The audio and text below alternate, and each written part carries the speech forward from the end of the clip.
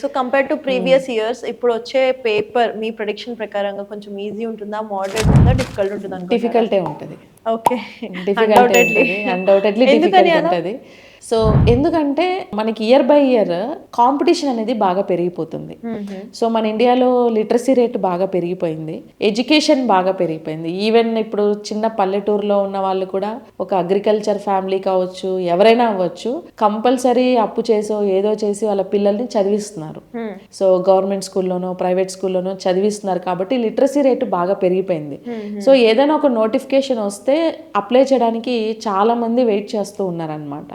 So ఇప్పుడు number of applications ఎక్కువ అయిపోయేసరికి ఫిల్టరేషన్ జరగాలి అని అంటే ఇప్పుడు మీరు అప్లై చేయకండి, పోస్టులు తక్కువ ఉన్నాయి అలా చెప్పలేరు కదా. సో ఆటోమేటిక్గా క్వశ్చన్ పేపర్ కొంచెం డిఫికల్ట్గా ఇస్తే వాళ్ళే ఫిల్టర్ అయిపోతారు. అంటే ఇది నెంబర్ ఆఫ్ పోస్టులని ఎన్ని ఉన్నాయి, అప్లికేషన్స్ ఎన్ని పడ్డాయి, ఆ రేషియోని బేస్ చేసుకొని కూడా క్వశ్చన్ పేపర్ డిసైడ్ అవుతుంది. ఇప్పుడు తక్కువ మంది అప్లై చేశారనుకోండి, సో తక్కువ మంది ఉన్నారని చెప్పేసి కొంచెం ఈజీగా ఇస్తారు. సో ఇంకొంచెం ఎక్కువ అనిపిస్తే మోడరేట్ ఉంటుంది. లేదు ఎక్కువ మంది అప్లై చేసేసారనుకోండి, అప్పుడు ఆబ్వియస్లీ డిఫికల్టీ ఇస్తేనే ఫిల్టర్ అవుతారు, రైట్ పర్సన్ని మనం సెలెక్ట్ చేసే ఛాన్స్ అనేది ఉంటుంది. కష్టపడిన వాళ్ళకి, హార్డ్ వర్క్ చేసిన వాళ్ళని పిక్ చేసుకునే ఛాన్స్ అనేది అప్పుడే ఉంటుంది.